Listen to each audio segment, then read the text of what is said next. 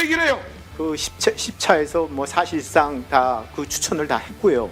기본적으로 Ini ya, tetapi saya melihat pemain cukup mempersiapkan secara mental, secara taktik, secara teknik.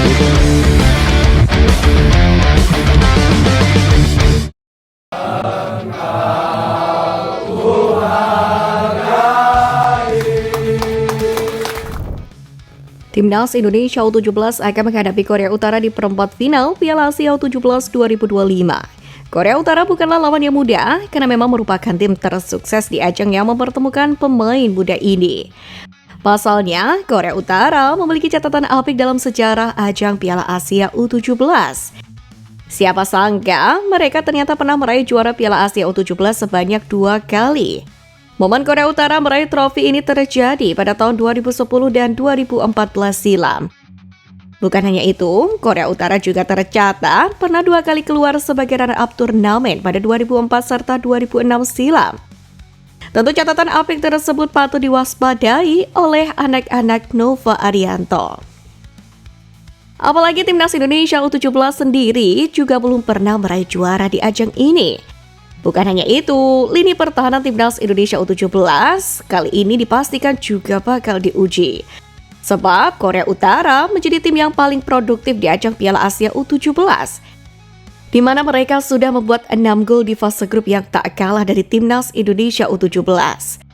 Akan tetapi memang untuk urusan pertahanan, Timnas Indonesia lebih impresif. Skuad Garuda Muda hanya kebobolan 1 gol saja di fase grup Piala Asia U17. Sedangkan Korea Utara kebobolan gol lebih banyak yaitu 3 bola.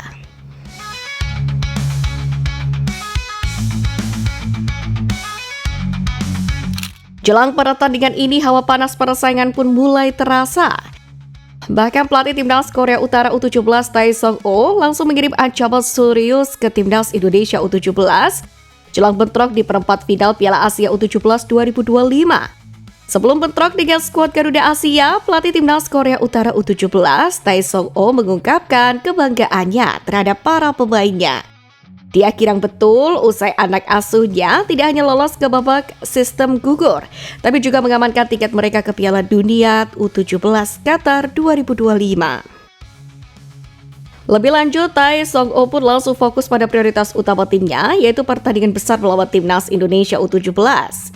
Ia pun memastikan bahwa Korea Utara akan memperbaiki lini pertahanan untuk kemudian membuat para pemain depan Garuda Asia kesulitan untuk mencetak gol. Meski akan menjadi ancaman serius bagi pasukan Garuda Asia, namun Zabi Goli dan kawan-kawan tidak perlu gentar terhadap Korea Utara. Pasalnya Timnas Indonesia U17 sendiri memiliki modal positif setelah 3 laga fase grup disapu bersih dengan kemenangan. Tim asuhan Nova Arianto itu sukses mengejutkan calon kuat juara Korea Selatan 1-0. Lalu menghantam Yaman 4-1 dan menggilas Afghanistan 2-0.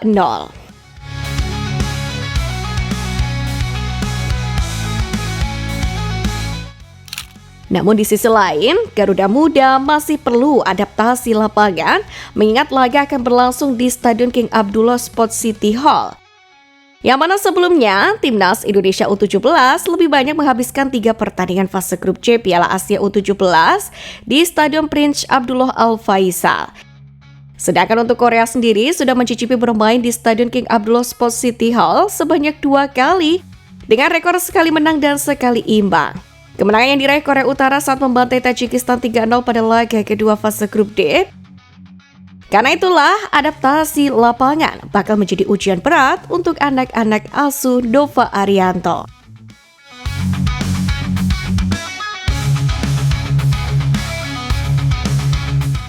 Sementara itu, pemain Timnas Indonesia U17 Raffi Rashid sendiri memastikan timnya saat ini akan fokus mempersiapkan diri dengan sebaik mungkin. Hal itu agar Timnas Indonesia U17 dapat tampil maksimal saat melawan Korea Utara U17. Kami akan memberikan yang terbaik untuk mempersiapkan diri menghadapi pertandingan berikutnya. Demikianlah kata pemain tersebut. Raffi sendiri menegaskan tim asuhan Nova Arianto itu sangat membutuhkan dukungan supporter untuk laga nanti. Pasalnya, dukungan supporter akan membuat semangat pemain Timnas Indonesia U17 menjadi berlipat ganda untuk kemudian berjuang meraih kemenangan. Tetaplah dukung kami para penggemar Garuda, kami akan berjuang untuk kalian. Demikianlah tegasnya.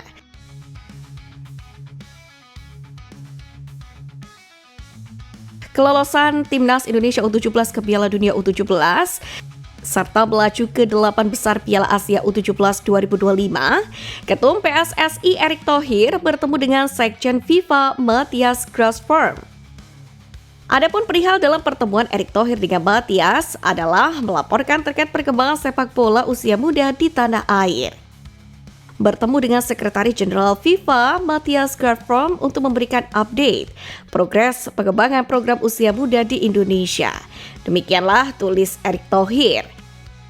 Lebih lanjut, Erick mengaku senang bisa diberi kepercayaan oleh FIFA menggelar Piala Asia U17 edisi 2023 lalu. Selain itu, pria menjabat sebagai Menteri BUMN ini pun juga mengapresiasi Timnas U17 yang telah lolos ke Piala Dunia U17 2025. Pada Piala Asia U17 2023 kemarin, Timnas U17 Indonesia memang tampil karena status tuan rumah. Kali ini, Timnas Indonesia U17 membuat kemajuan karena lolos lewat jalur kualifikasi.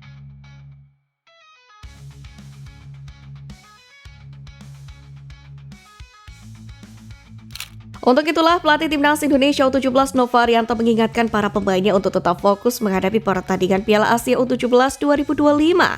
Menurutnya fokus itu penting setelah skuad muda Garuda lolos ke perempat final Piala Asia dan memastikan tiket ke Piala Dunia U17 2025. Kami tidak ingin melihat fakta bahwa kami sudah lolos ke Piala Dunia atau bahwa kami adalah juara grup itu. Itu bukan sesuatu yang terlalu saya pikirkan. Saya meminta para pemain untuk selalu fokus pertandingan demi pertandingan, ucap Nova.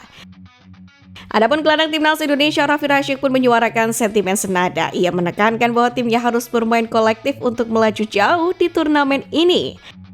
Sementara itu, mengenai kiprah Timnas Indonesia, publik Vietnam lewat salah satu media lokalnya dantri.com.vn memprediksi bahwasanya Timnas U17 Indonesia akan melaju ke babak semifinal. Menurut laporan tersebut, Korea Utara merupakan lawan yang cukup mudah bagi tim besutan Nova Arianto. Tim teratas grup C Indonesia U17 punya peluang bagus untuk melaju saat bertemu Korea Utara U17 di babak perempat final. Dibandingkan dengan kandidat juara seperti Jepang, Korea Selatan, Uzbekistan, dan tuan rumah Arab Saudi, Korea Utara U17 merupakan lawan yang mudah bagi wakil Asia Tenggara. Demikianlah tulis laporan tersebut.